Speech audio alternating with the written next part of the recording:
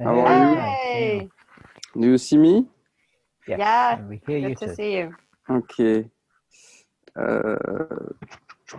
Wait a minute. So I share my screen to show you how it works. Okay, so the title of this session is Food as Fuel.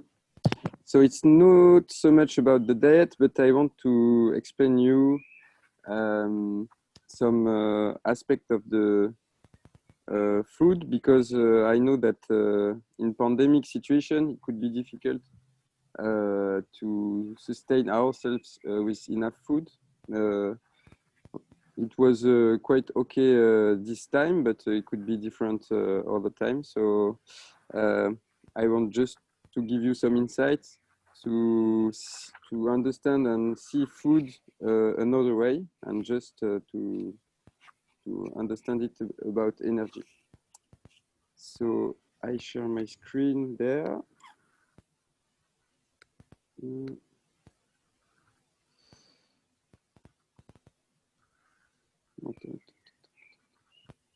Oh, okay. Food is fuel, so I put this. Do you see well? No, Yes, yes. No problem. Food is fuel.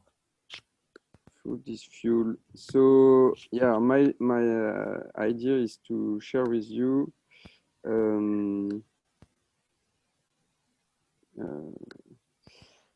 so food is fuel is because when you talk about food, it's not about practicing one way only. So it's not because I saw that many people are struggling with food diet, and they want to find the proper way of eating. So what is important to understand first is that food is only energy. So it's not about it's not a religion thing. It's not a philosophy or a cultural duty, but it's a need to your body to get energy and to function properly. Okay, so what kind of fuel do you know? So we know many kind of fuel. For example, petrol. Wood could be a fuel. Electricity is one of them. You can have magnetism. You can try to think about many machine and fuel, you know. Sugar is one for biological system. Air is could be one too. Water, gas, and many others. So fuel depends on the machine you are using. So for example, for a car, you need some oil, some petrol. For a computer, you need some electricity. So depending on what mechanism you want to give energy, you have a type of structure and of type of energy to make it function. And for a steam machine, you have some charcoal. So fuel depends on the machine. And the fuel is a material which allows a mechanism to produce its own energy. So oil, for example, is creating a combustion, and it allows your car to move. Electricity creates to your computer the possibility to create some O1 system. And charcoal is creating the combustion of charcoal is creating the heat you need to move your steam machine. But what about biological mechanism? So for animals, we have digestive system. And for fish, we have digestive system too. So I put only 3 type of biological mechanism, and plants, they have roots. So we can see that each system needs a particular way of is designed a particular way to sustain himself. So the difference between the first mechanism I present you is that they can't sustain themselves, and the biological mechanism, all of them, they can find their needs even when they have lack. They can create a kind of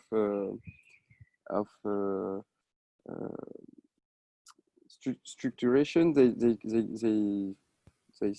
succeed to balance their lack. But a car, if you don't put the fuel, it doesn't work. And with biological mechanism is different, because you can even without fuel find other way to sustain you. So my point is maybe we can have a lack of food in the future because of different kind of pandemic and crisis. So how to deal with a situation where you have a lack of food. So lack of fuel, you can reduce your energy utilization. You can increase your energy income,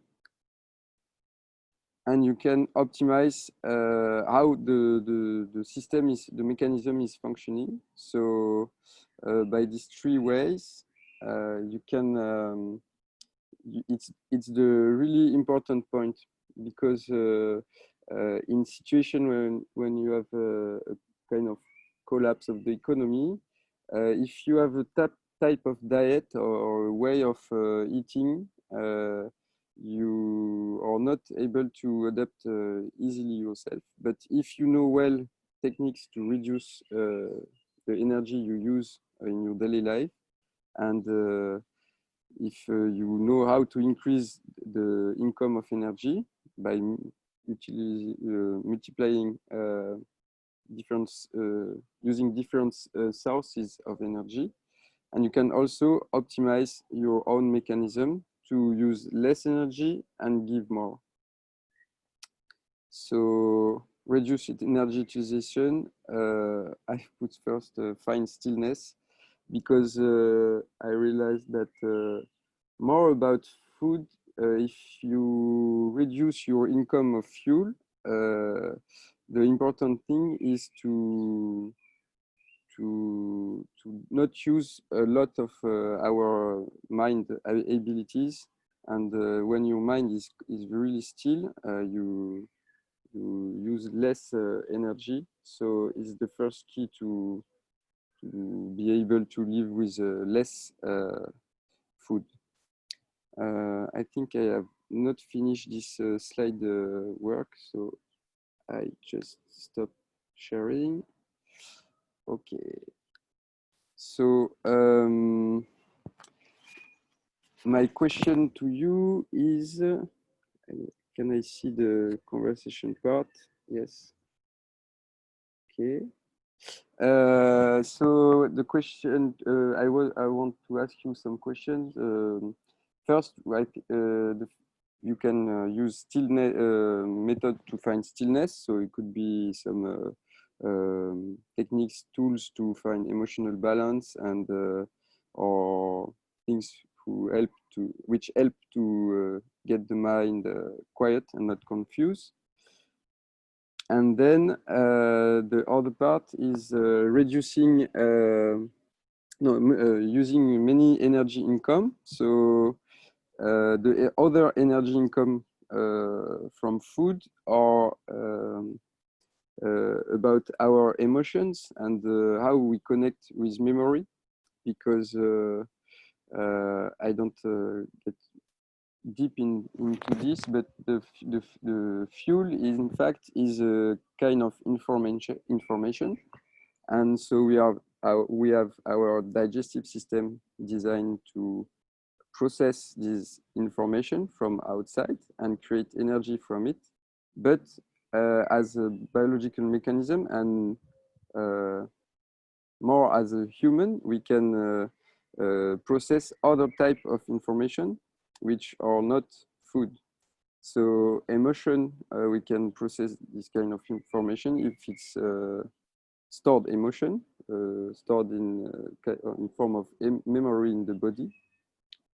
And if we connect with different kind of information, could be outside information, but also inside information. So it could be stored in a form of memory, and that is kind of food too, because it's a fuel to give you energy, and your body is able to use it. So finally, it's not about only the diet. That's the point of this session. And because when you think about diet and you are in a situation where you have a lack of food everywhere, or your mind think that there is a lack everywhere, you should first work on different aspects so you can find you and sustain your need easily. You find your need easily. Then the other part is the optimization of our system. And to optimize our system, we need to work on it before. But when a collapse happens and you don't know so much how to prepare your body,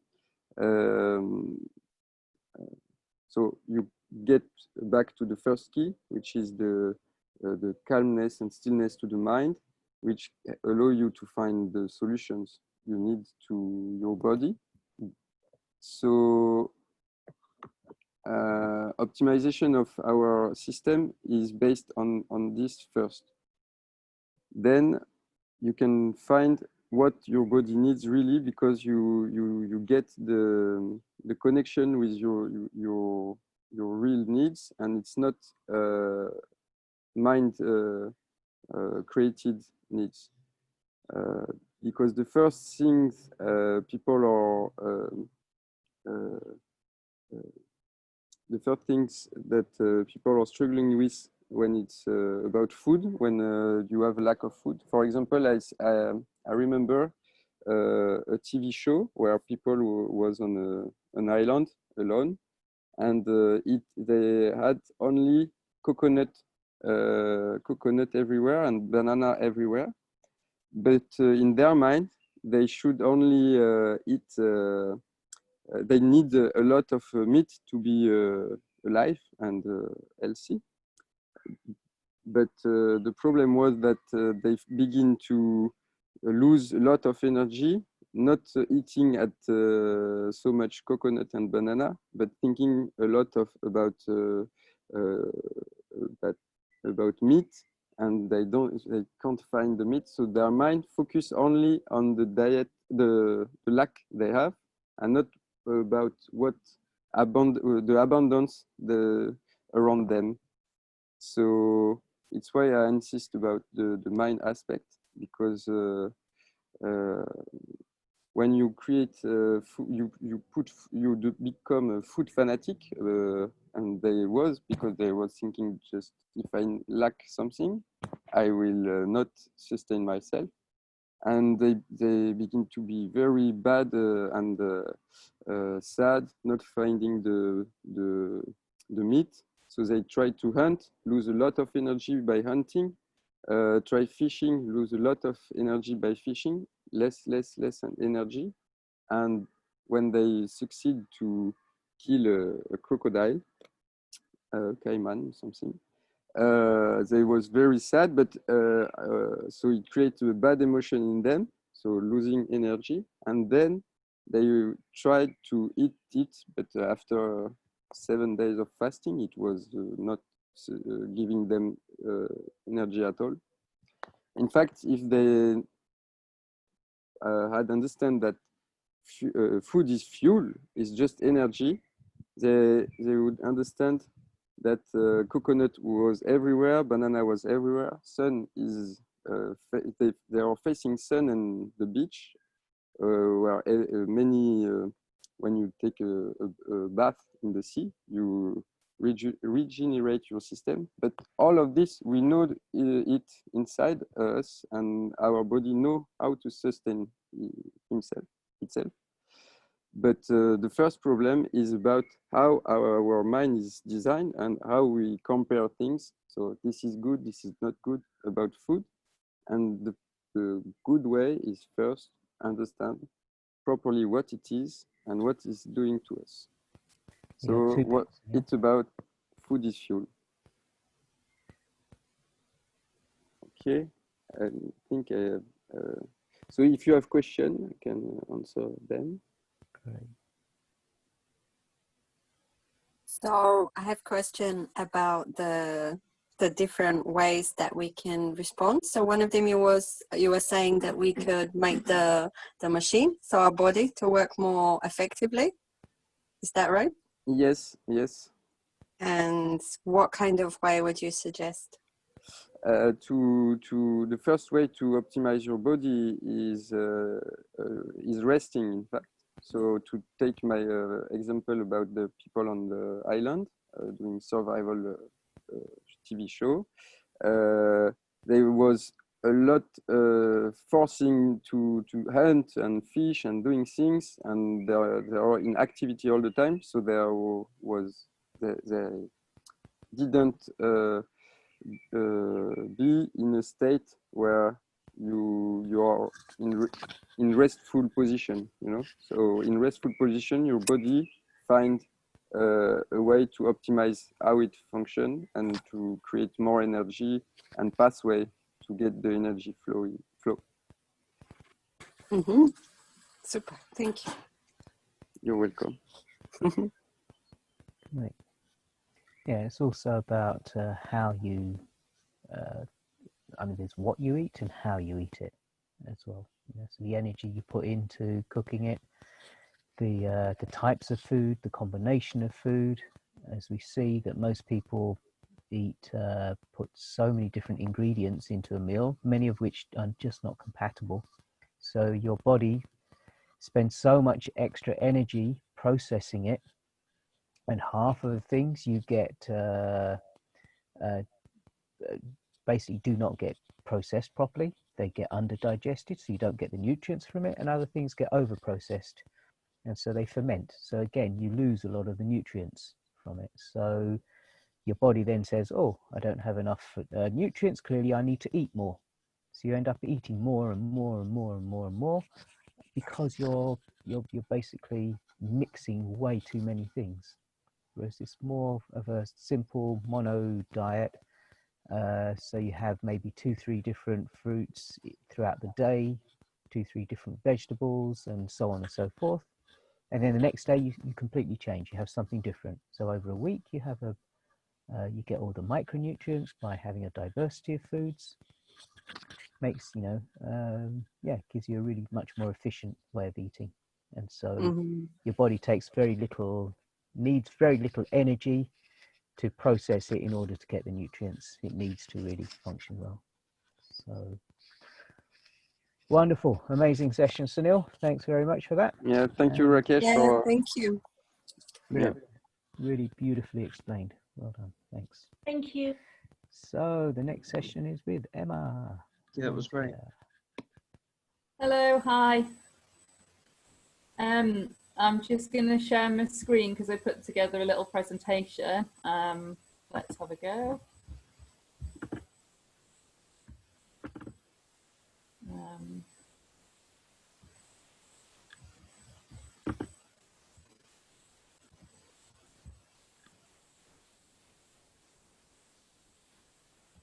So I got involved in I'm just learning about permaculture actually, and I started doing a course with Rakesh a couple of weeks ago on forest gardening, and then heard about this, so I'll do something. So I'll do a presentation. Oh, got to go back, sorry. Okay, so can you all see my screen? Yep. Yes. Yeah, great. So I thought I'd do a presentation on the 6 Ways to Wellbeing, and it's some research that was done by the New Economics Foundation several years ago, and their purpose was to find a nice, easy way to for people to do activities and actions that might improve their well-being. And you know, the world can be a challenging place. It's pretty great, but everyone goes through times when they might struggle with their mental health. And so it's good to find some ways of coping, and resilience is linked to our well-being.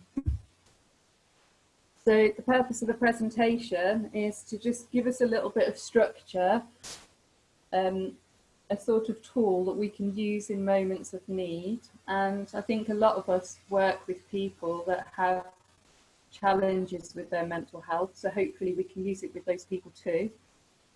Most of these things are really straightforward actions, and we probably do these in our lives anyway.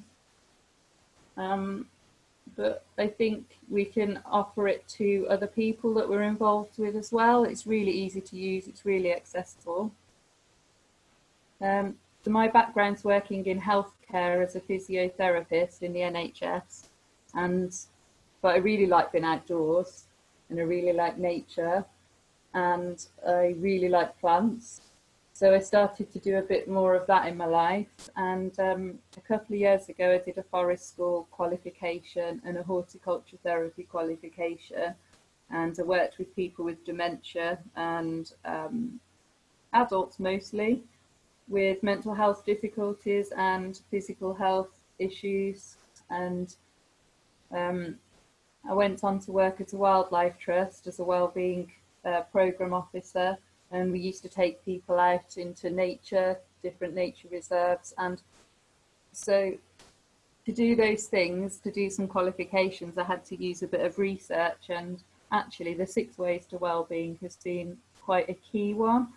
And the other thing is it's useful to myself, and it's been useful with sort of helping friends and family. And most importantly, it's been useful on the projects that I've worked with. And I was just chatting to Helen on the break, and Helen works in a community garden. And so at the moment, they're not using the 6 Ways to Wellbeing. And I'm sure you're using other stuff that helps to structure the activities. But what we can do is go through this wheel of well-being, and there are different sections, so I'll show you that now. It will kind of give you a menu of options, things to choose from. Am I fitting this segment into my life this week? A bit like what Rakesh is saying about the food, you know, you can either choose to do a little bit at a time, but if you're getting it into your life on a regular basis, then that's good. So this is the wheel of well-being, and it's got these 6 different sections. The key parts really are: be active, keep learning, give, connect, take notice, and care for the planet. And really, I think there's a lot of overlap, so I don't really like link body, be active, mind, keep learning. I just find that's a bit too structured, really. I think loads of things are linked together. So yeah, the reasons that these different aspects are good for our well-being, there's research to show that if we're active, it can reduce the incidence of mental health challenges. And if we keep learning, it's really good for us to lead a full life, improving our self-esteem. And if we can make activities accessible to people that we work with, you know, we want to teach them something, but we want them to understand and come away from it and think, oh yeah, I learned that, I feel good about myself. You know, we just have to make these things accessible. Doing a kind act can help us to feel good ourselves. What I like about this wheel of well-being is that it's not just about ourselves. Most of the actions we do will actually have an impact on other people or creatures or the planet. Connecting is good for us, because then we can feel close to people, and also we feel valued. And taking notice is just being in the present moment, and caring for the planet can help us to feel good. I think, like what we've been discussing today, there's so many things going on at the moment, and it's on a really big scale. So I tend to just encourage people to think locally, at least to start with. You can make a real difference locally, and if everyone does that, that's really good. So we go through the segments, and I'm happy, you know, everyone can get involved if you want to. I just thought we could think of what we can do in our daily lives to take notice, what we can do with people on our programs to take notice, and how we can encourage people who come into our garden spaces, our projects, to take more notice. And these are just a few pictures from home. So this is my partner Will on the right, taking notice of a dragonfly that landed on a, it's the seed head of a boggy pond plant. Does anyone know what it is? They're really lovely. But, you know, taking notice by taking photos and just watching a creature, it's so fascinating, and you can really get into the moment, and that really takes you away from any worries, and good for your well-being. We can take notice looking up, we can take notice looking down, you know, up at this beautiful bird in the sky. If we're just in our own minds, in our own lives, worrying away, we're not taking notice and we're not present. So just looking around us, taking notice of this bit of lichen on a rock, have a look up close with the hand lens, how fascinating it is. What else can we do to take notice? Looking at the weather, feeling the weather, looking at the changes of the seasons, asking questions about why something looks like it does, why something is growing as it does, why has that plant got really tall but that plant over there that's exactly the same species is short, what conditions might have happened to make that happen. And even just lying in our gardens, think of all the senses that you can do to take notice. You can lie and listen and feel the different plants and feel the air on your skin. And we can encourage our participants at our projects to do some of these things for their well-being. And when we take notice, we might start to have questions, and that sort of links in with learning. Has anyone got any questions so far, or do you want to say anything about taking notice? Otherwise, I can carry on. So learning, there's loads of different ways we can learn. There's no point learning something that you don't enjoy, unless you have to for some jobs, but in which case maybe you can look, can you change the job to do something you enjoy more? That's going to be better for your well-being, but that's probably a whole other subject. So learning in our gardens, we've got lots of opportunities by looking at things. All these processes that we want to do in the garden, you know, how do I support this plant? Oh, I need to make a structure. Well, how do I make that structure? And then you can look at how can I use a sustainable structure? Oh, what, you know, sometimes people will grow their own structures. How can I fit that into my garden so I'm not taking from nature? And we can learn with books, or we can learn in a group. So the picture at the top here, that's at our pond at home. We got up in the night with our neighbours to have a look at some dragonflies emerging, and that was a really lovely learning experience to do together. And that also gave us you know, a connection with each other.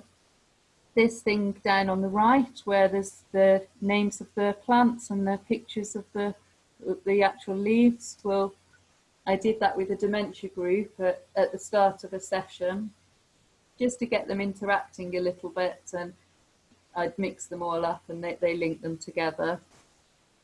And that's Will on the grass reading, not sure what. And learning, we can also learn about what butterflies are in our garden and what bees are in the garden and other creatures, and then we can contribute our survey findings, because there are so many different organisations. So for butterflies, you can fill in a survey and write down how many you've seen in the garden, and then send it off to help to provide statistics and research for conservation knowledge. And that's one way of giving. And that's another part of the sort of segment on the wheel of well-being. And giving can be in so many different forms. It doesn't have to be a physical gift. It can be your time. It could be just giving your space and sharing your lovely gardens, and creating things for people to share, creating events and opportunities to learn. Items, so in our gardens we've got loads of different items. We've got raw foods that we can give to people. We could make foods to give to people.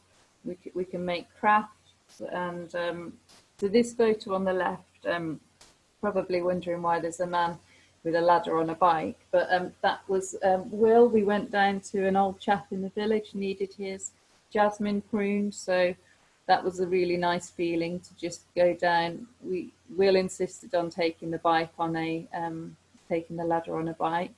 He did survive the journey, so that was good. And these are some flowers that I picked for a neighbour that was coming round, and she was bringing us some food, so I thought I'd give her something from the garden. So that was just a nice exchange, and these things help us to feel good. And in our projects with people, that some people might need a little bit of guidance and encouragement to do these activities, and if they can access them and do something nice for somebody else, then they get that lovely feeling themselves too. Being active. Our gardens are lovely places for being active, and there's research to show that if you exercise in nature, it's much better for you than if you exercise in somewhere horrendous like a gym with mirrors and machines and people in lycra. So being active is good. We can do yoga in our garden. We can do stretches. You can do things like pec stretches by putting your arm on the tree, and then you're connecting with the tree, and that's all really nice too. And it's nice to get people in your groups to do these sorts of things. Tai Chi, gardening's active, walking. It kind of just goes hand in hand, really. There's Will again on the right. He stars heavily in this presentation. But I get him to do any sort of job that involves physical effort. So yeah, I should probably do a bit more activity myself. Caring for the planet. So yeah, I think from my perspective, I should probably look more globally. Sometimes I avoid the news. I feel like it helps me to manage my mental health better, but actually that's probably just avoidance. Who knows, next thing I'm going to work on. But I do try to do things locally, think about what I can do in my garden, want to learn more about what I can do on a bigger scale. But to feel good for your well-being, if you're doing something that helps wildlife and helps the planet, then that does help you to feel good. So here is the pond that we made a couple of years ago, I think last spring. And then on the left here are some dragonflies that emerged, and that's only in a year. So I think if we encourage people to do things in their gardens, that can help them to feel good about their well-being. I know these are all things that most of us are doing, you know, planting things for pollinators and stuff, and with our forest gardens, that's really positive. Like the topics in today's sessions, using fewer things, learning to make more things, thinking about using our energy wisely, not indulging in our worries so that we're using more energy and then requiring more food. All of these things can help us to be more satisfied.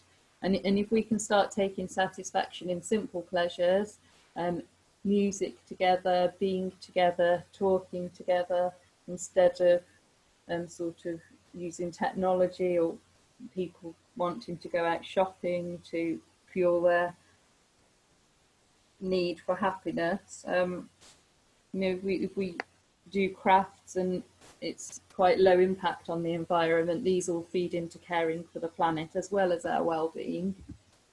I think this is the last one, is connecting. So we can connect with animals, with the earth, with creatures. This is Will on the left, with his finger in the air, hoping that a dragonfly would land on it, and my neighbour's dog. But all these experiences help with our well-being.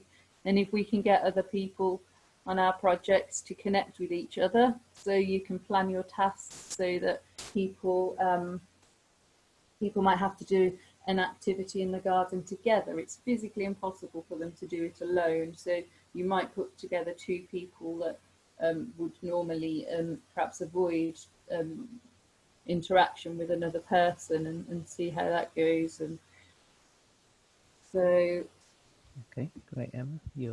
Theoretically your time's over, so if you can start wrapping up. Yeah, that's fine. So extra care for yourself, and yeah, that's all good. And that's actually pretty much it. Yeah. Okay, thanks. Beautiful. So any questions before we move on? Lovely presentation. I need to stop screen sharing. Pause it.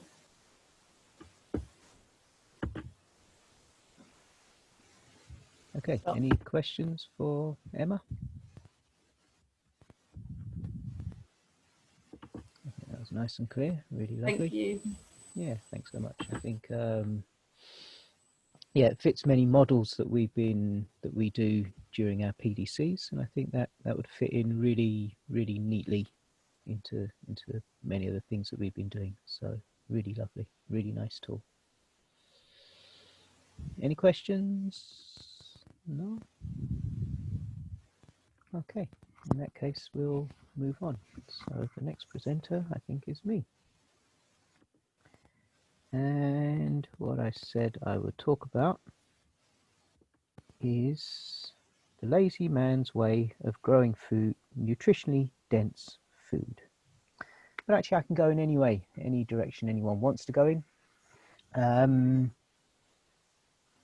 Is there anything in particular people would like to know about growing food that is nutritionally dense and yeah, easy to grow? Are there any questions to start us off, or should I just get going? I've got a question, Rakesh. Go for it.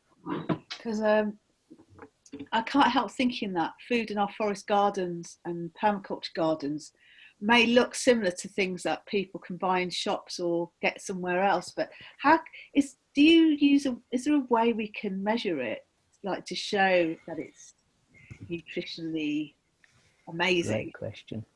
So yes, I've come to absolutely the same conclusion. If we look at a lot of the foods that grow in the wild, as Sophie was saying when she was talking about foraging, we know, just when we eat it, we know it's so much more intense, and it's so much more nutritionally dense, which is why we don't need to eat as much.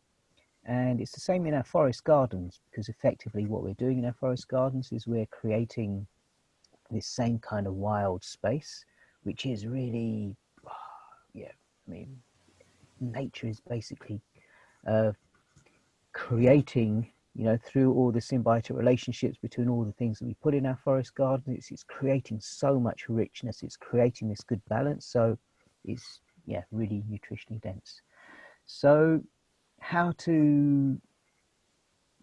other than using us as an instrument for measuring that and just feeling the energy, how else could we do that?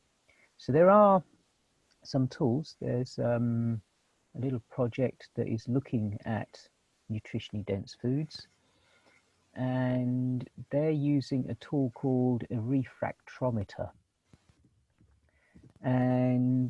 But it's not so easy.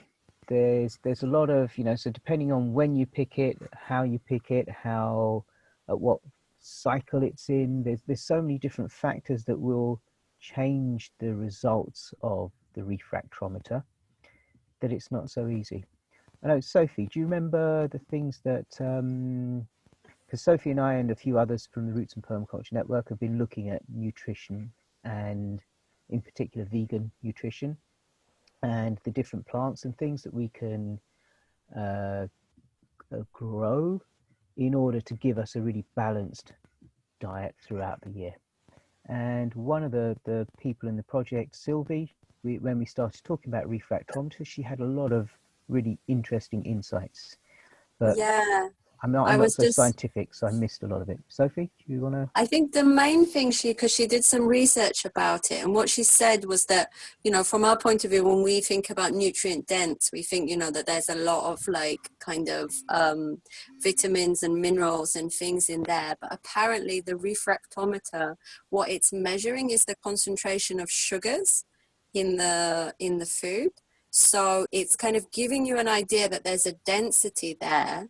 But I think it's not giving you an idea in terms of what kind of vitamins and minerals are there. So it's just kind of telling you that it's got dense sugars in it. And that's kind of gives you an idea that it's dense, but doesn't give you further information. It's the main thing that I remembered that she was saying from that, yeah. And she mentioned some other machine, but that is much, much, much more expensive. So this kit that, this refractometer kit, you can get most things together for less than £100. Whereas this other technology that she was talking about, I think was going well into the thousands even. Do you remember much about that? No, I have to look at that again. But it's something, because now I've been writing to people to collect information, and I'm trying to find if there are any universities that are actually doing research about that, because they're the kind of people, Joe knows someone who's doing it. Right, yeah, they're the kind of people who have a budget and have some kind of a bit more freedom to look at that. Yeah, that's great, Joe. We can talk about it, yeah. Fantastic. So, so actually measuring it, I think at the moment, the only real tool that I know of is me. How I feel when I'm eating something. If I eat something and all of a sudden I feel like I've just got no energy, I've eaten a lot, so surely I should get lots of energy, but it's actually sapping me. Do I feel really sharp and alert? So how do I feel? What kind of energy am I getting from the different foods that I'm eating? For me, that's the only tool that I know of that is in some way reliable. Though would be interesting if science can come up with some things, and it sounds like they're looking into it. So ultimately, all right, so what do we really mean by nutritionally dense foods? So as I alluded to at the beginning, what we're looking at really is foods that have the ability to absorb different minerals and store different forms of energy. As Sunil said in his presentation, food is fuel, and it's not just nutritional. How can I put it? It's not just a physiological thing. It's also an energetic fuel. So it's not just about, you know, getting the minerals and the nutrients in. It's also about the energy that it brings us, and which goes back to what Joe was saying about, you know, about you know, the energetic healing, etc., of the things that we do. So, you know, in many cultures, you know, there's always this saying about how your mother's food is always the best food, and unequivocally, my mother's food really was the best food in the world, and I don't care no one can argue with that with me, because it really was something special, and it is that good because of the amount of love and attention she put into it, because she was cooking for people that she loved. So, you know, that energy gets carried into the food, that love is in the food, and we are energetic bodies. So, of course, we are going to respond to that.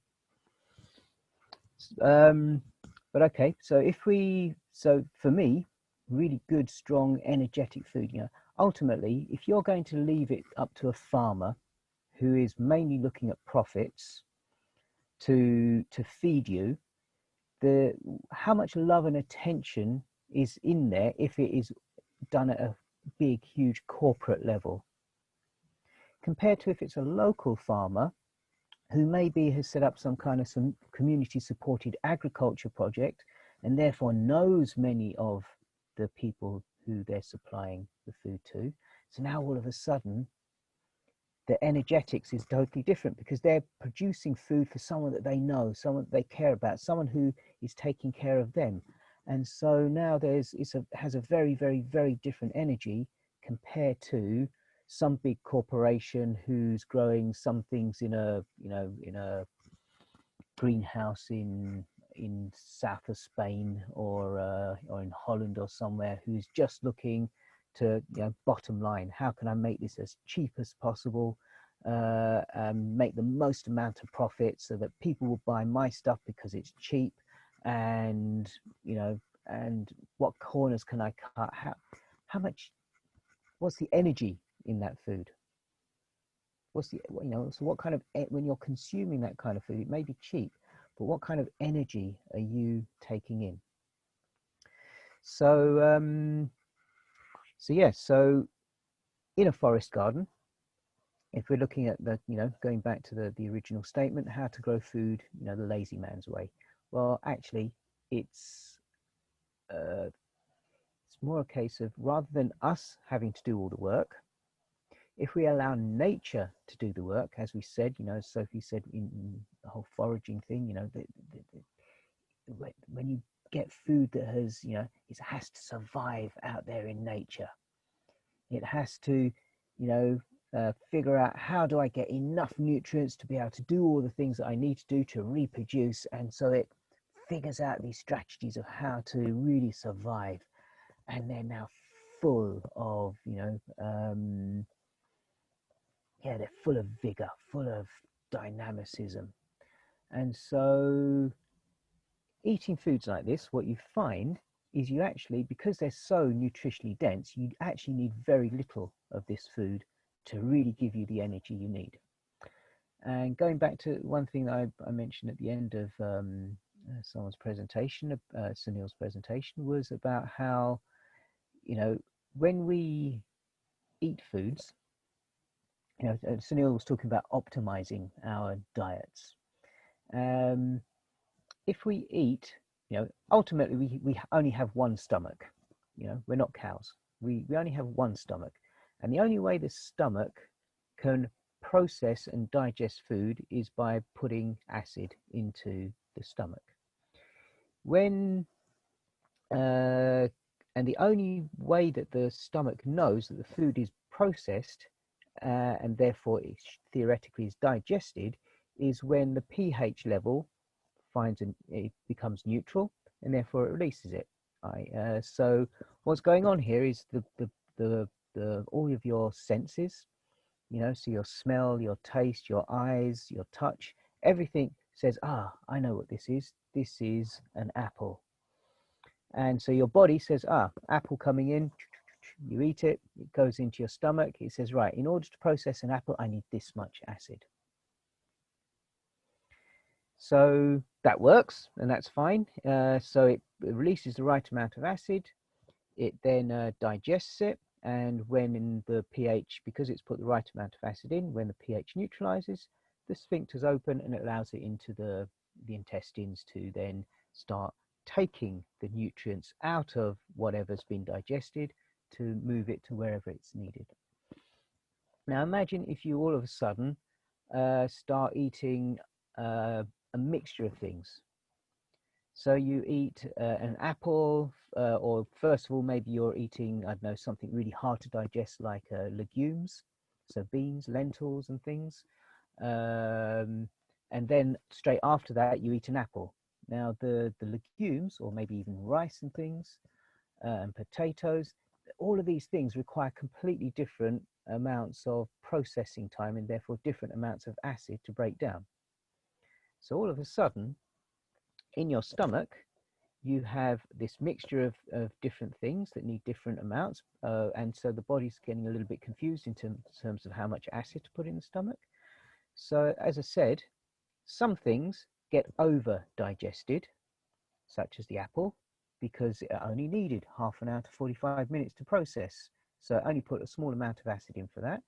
But because it's mixed with some legumes and rice and things, which needs 2, maybe even 3 hours, depending on what it is, all of a sudden it's put a lot more acid in, and it's expecting for it to take a lot longer to digest. But, and so, yes, you've got this mix of acid in the stomach. The body isn't digesting some parts, such as the legumes. The apples over digest. But so eventually at some point it reaches this neutral pH, it releases it, but because some of the food isn't digested, your body can't take the nutrients from it. And other things are over digested, and therefore it gives you gas, it gives you wind. And again, a lot of the nutrients are kind of lost. So the body thinks, I'm not getting what I need here, I better eat some more. So you eat more. And or the other thing, if this continues to happen, all of a sudden the body says, clearly I'm just not putting enough acid in, so let's put some more acid in. And this continuous cycle of doing that eventually leads to ulcers. And so how do they treat it? They treat it with what's that, Gaviscon, an antacid. So all of a sudden you're minimizing the acid even more, and the body thinks, wow, I really need to put even more acid in, and you're just in this downward spiral. So instead of going down that route, if we actually understood the types of food that we're eating, if we understood how to make good combinations, then we can really optimize our body. We can optimize our digestive process, optimize our digestive systems, so that we really get all of the nutrients from our foods. So as a homeopath, when I was, practicing, so people who are in very, very ill, some people, almost at death's door. So their illness was such that they had almost no energy for healing. So what's absolutely essential in that case is you really put them on a diet where they get all of the nutrients they need without putting hardly any energy into processing the food. If you're eating all these heavy foods that the body just can't process, it's no wonder your body's not going to get the nutrients. It's no wonder that the disease is going to just continuously spiral out of control. So all of a sudden you put them on a diet which It means they spend very little energy to process. It means they have all this extra energy now left for the healing process. So especially for very ill people, but you know what? It works for everyone. It's not just exclusive. So what we can be doing by eating in this way is we can massively reduce our food consumption, which means we can massively reduce the necessity for growing how much food we do, which means that, you know, all these extra fossil fuels and all the shipping stuff around the world and deforestation, etc., it becomes unnecessary.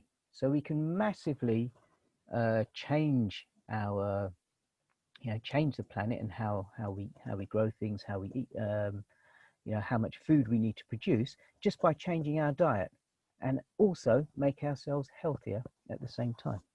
So I'm aware that I'm not actually keeping an eye on my time. How much am I supposed to be going on for? So till 1/4 past. So that's almost done. Okay. So what better way to actually design systems than in a forest garden? Because in a forest garden, what we have is we have a system that basically takes care of itself, because we've designed it. We've designed where the nutrients come from. We've designed how we encourage lots of different animals and insects into the system to eat and poop and digest and break things down, so that the life is full, or the soil rather is full of life, and therefore the plants that are growing in this soil that's full of bacteria, full of life, are in themselves full of energy, full of life and full of nutrition.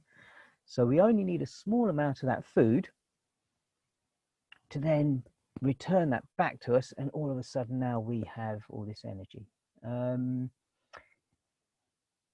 I mean, me myself personally, since I've come back from traveling, you know, non-stop traveling and having to eat, you know, very often other people's strange combinations of food, especially, you know, the things people put in their salads is really quite, yeah, really just, you know, really took a lot of energy out from me. But now I'm back here, I'm eating my own food from my own garden. All of a sudden, bang, you know, I've lost, well, over the last few years, I've lost a lot of weight. And for the first time in a long time, I'm below 60 kilos as of yesterday. And, you know, and it's mainly because of this change of diet, being able to just eat nice, simple foods, almost a mono diet, you know, first thing in the morning, mild breeze. Next thing, you know, 2-3 hours later, raspberries.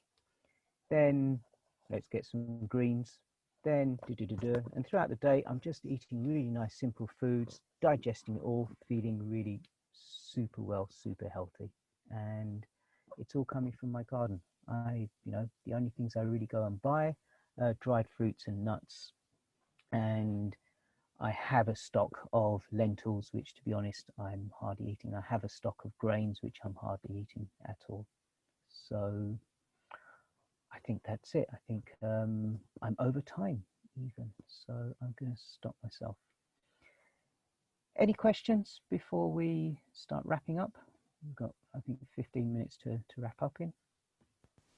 What would be a good resource to learn about stuff like this, if you had to recommend a place to look? I'm really the world's worst person for reading and knowing where to find written information. I don't know, Sunil, do you know of any good resources? Or Sophie, even? I was going to ask, when are you and Sunil doing a course together again? So we're actually going to be talking about it next week, actually, funnily enough. But yeah, it'll be, yeah, so we do this course called, it's a kind of permaculture meets naturopathy. So my background is as a homeopath, and obviously as a permaculturist, and Sunil's background is as a, yeah, into nutrition and naturopathy and all kinds of really amazing stuff. So we did this course recently, and is anyone here who was on that? No. Where we use both permaculture and naturopathy. So we use the permaculture design tool to look at our ourselves, our body. So we treat our body as, like in any permaculture design, we think of it in systems. So we look at the 10 different bodily systems, you know, from the digestive system, the nervous system, and so on and so forth, and look at what's their function, what do they do, what do they need, what's their inputs, what do they output, how do we keep them functioning well, how do we know when it's not functioning well, and then we start using certain diagnostic tools for looking at ourselves, so we can see what in ourselves is actually really going well and what is not going so well, and then what are the different interventions. And then we move into we're doing the survey, a bit of an analysis, and then we go into a design to look at how is it that we can redesign our lives. And you know, the session that Emma did, you know, that fits in perfectly. You know, how do we design all of those different elements into our lives? And we've got loads of different tools, you know. So Prama is one of my key tools of how to look at, you know, your physical, mental, and spiritual well-being from the perspective of food, exercise, rest, and cleansing. So where do you get your physical rest, your physical exercise, your physical food, and your physical cleansing from? How are you doing it, and so on and so forth? What are you doing well? What are you not doing so well? So you can change it, and using the permaculture design process to redesign your life. So yeah, it's a really fascinating course, and I'm probably preferring to do this even more than permaculture, because it really is really transformative. And yeah, I don't know, but probably chances are we're going to do it. Well, one option is to actually do it in Denmark in, I think, October, but October, November. But another option is also to try and do it online, maybe even in September or something. So let's see. So okay, but I guess to answer your question, Emma, maybe, I don't know, where did I learn I this think from? it sounds like probably doing a course, and I'm just laughing at other Emma's comment, because a few people have said that they keep doing your courses, and I'll probably end up doing the same. Yeah, there's just so much to give, though. There's so much that we can really, you know, things that we can do to transform ourselves, and it's and I'm really passionate about trying to bring about this change in people. So I'm really almost feel privileged to be in a position where I can share this knowledge, these experiences, and so yes, I really am passionate to share it. So the name of the course, I've just seen in the chat. I'm not really keeping an eye on chat, but I just saw it just now. We call it Holistic Life Design. Holistic Life Design. Though we reserve the right to change that name. But that's the working title that we've been using so far. So let's do a go round and just kind of check out to see what people took from this, what was interesting, you know, and that's for the whole session, not just my session, but for the whole thing. So all the amazing things that people have talked about. Yeah, maybe a minute each, because yeah, we've got about 9 minutes and 13 people, so a tiny bit less than a minute each. And we'll start with Gary and then Maria. So anything you took away, anything you found interesting that you learned from this learning experience. Are you there, Gary? Or is that Colin? No, okay, Maria then, and then Sunil. Hey. Hi. Come over here, don't be shy. Sorry, we're decorating the house. Not really decorating, just painting. So much food for thought. I just want to sign up to every single course that you're doing, and it's just a privilege to be here, and thank you so much for your time. But yes, I'm just really blown away by how much there is to learn, and I was just just really grateful to all of you for sharing everything you shared today. Wonderful. Okay, and thank you. Gary has actually written in the chat.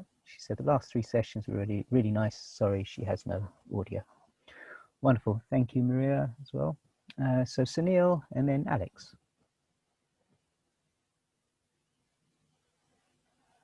Are you still there, Sunil? Okay, we'll move on to Alex then, and then Joe. Yeah, so I thought there were some really nice crossovers today. You know, Joe touched on the great turning, how things are changing. And then there's crossover with Emma's session on well-being, with what I was talking about, experiences and the value of experience, how that can add layers of meaning to your life and community, collectively. And then all the food related stuff all kind of tied together quite nicely with foraging, nutrition and energy. So yeah, I think things kind of intersected very well today, overall. So yeah, it's nice the way it kind of tied together and crossed over. Wonderful. Thanks, Alex. So Joe and then Emma. Well, I thought it was a great event. I think everything was really relevant to surviving and thriving a pandemic in a really unexpected way. I think that I noticed there was a few threads, like it was all about well-being and being empowered, and food I think got mentioned every session as well somewhere, which is interesting. I got loads out of tonight. Oh, sorry, I always do when we get together as permaculture people, but I liked what is it Alex said about the circular economy. I hadn't thought of applying it to the work that I've been doing with home permaculture, so I feel quite inspired by that.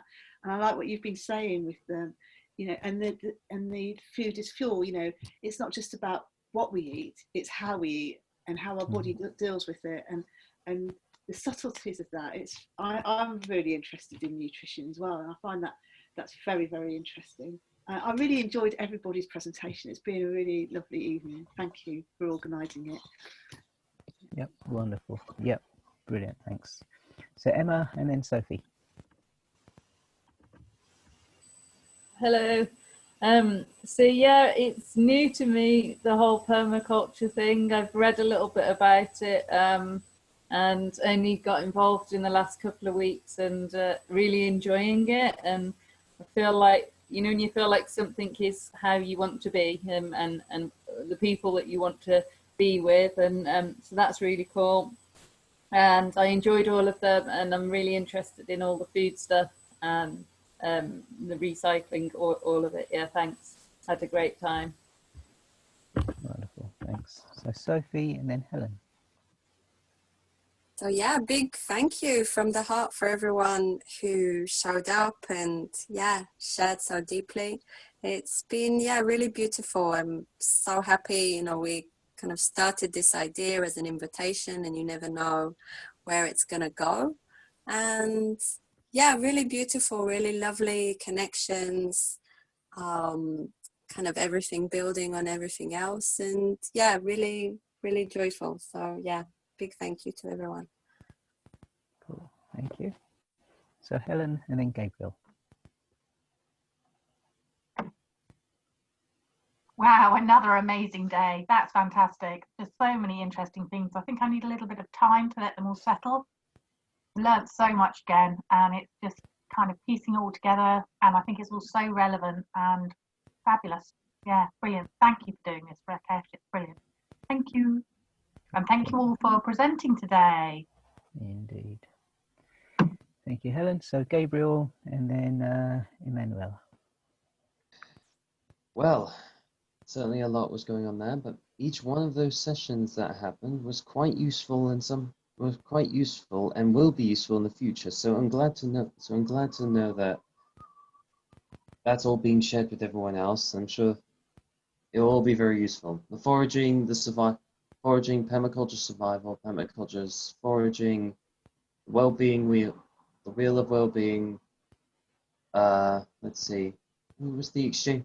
Value of exchange. It's all quite fascinating, and frankly, I think it's something that like I said, will be very useful in the future. So thanks to everyone. Thanks everyone who shared those. Those were great. Thank you. Wonderful. Thank you, Gabriel. So Emma and then Rak.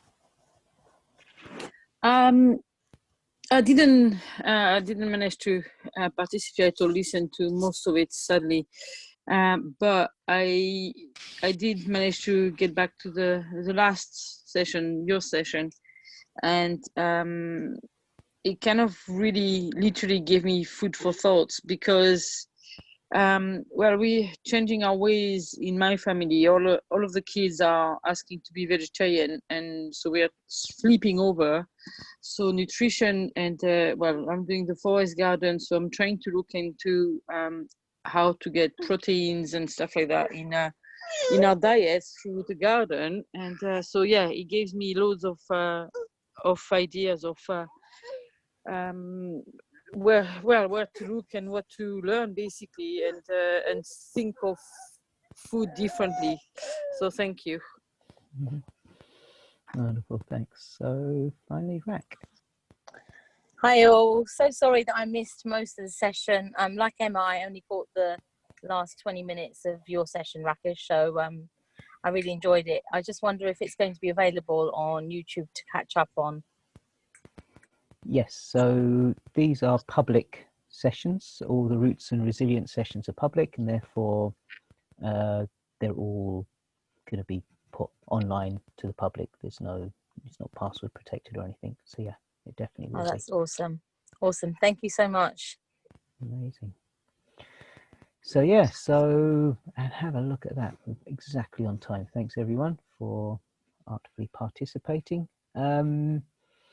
So yeah, so my final words are, again, as everyone has said, thank you everyone who has contributed. It just shows what an amazing, how many amazing people there are with so much amazing knowledge, and the fact that you're all willing and happy to share and get other, and it's just really beautiful. This is, as Emma said, this is our tribe. These are the people who we really enjoy being around. As Jo also said, she always learns a lot when being in this kind of group, and it's really true. So yeah, let's just keep spreading that love, spreading that knowledge, start bringing more and more people on board, and yeah, let's change this world. Let's make this revolution.